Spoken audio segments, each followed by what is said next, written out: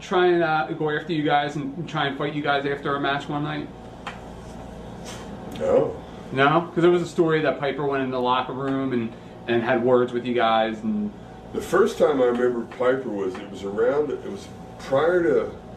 right before Christmas one year. We were in Macon, Georgia doing a nitro, and we fed Piper all night long. Even when we went off the air, me and Kid just kept feeding him till he blew up. And then we'd roll back out, and I looked at Kid, I said, "You want to do it some more?" And we went, "Well, it is Roddy Piper." We went back in and just bing, bing, bing, bing, just making him because it was like, wow, it's Roddy Piper. Yeah. The only heat I remember having with Piper was Hulk saw me and Kev doing jobs for everybody all the time and it not hurting us.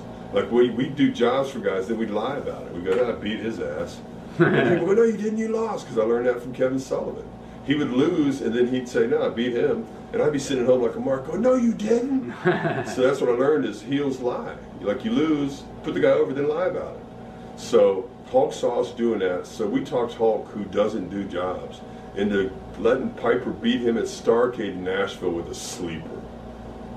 So Hulk put Piper over. He was so excited when we got in the limo that night going back to the hotel that he couldn't stop. He was so excited, it made me feel great to see Hulk that happy. Yeah. Because he did a job and he was happy, you know. And we were going, "Yeah, see, isn't it fun? It doesn't even matter, man. Like, we're still the shit. We lost. Did you hear the people? Like, we put Piper over, man. Did you hear the people?" Because if we didn't put him over, what are you going to do, a DQ or something? No, man. We're doing the whole Pat Patterson, Kurt Hennig click idea. You're going to make the guy make him, man. He's going to beat you, take his finish. Not some schoolboy or small package, but no, man, let him beat you with his finish.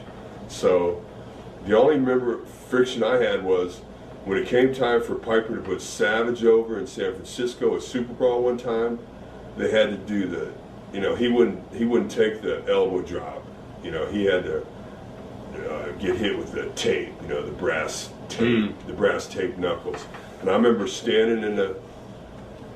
me and Hulk were standing in a hotel bar, and Piper and Bischoff were standing at another little table, and I was buzzing and I was pissed off, and I fucked with Piper all night.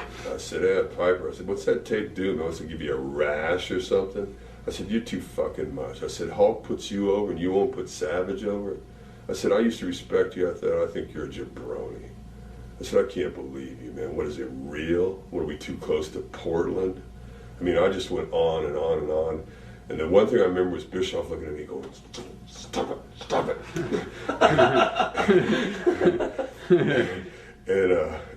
and Hogan told me later, he goes, "Wow, brother, no one's ever stuck up for me before." You know, because Hulk was always the man, so no one was ever watching his back, you know. Yeah. I said, "You know, Hulk does a job for you. You won't do a job for Savage?"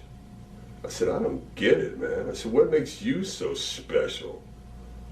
You know, I just totally, I don't know. I remember going into that angle, they did a thing where Piper stayed in Alcatraz for a week because the pay-per-view was in San Francisco at the Cow Palace.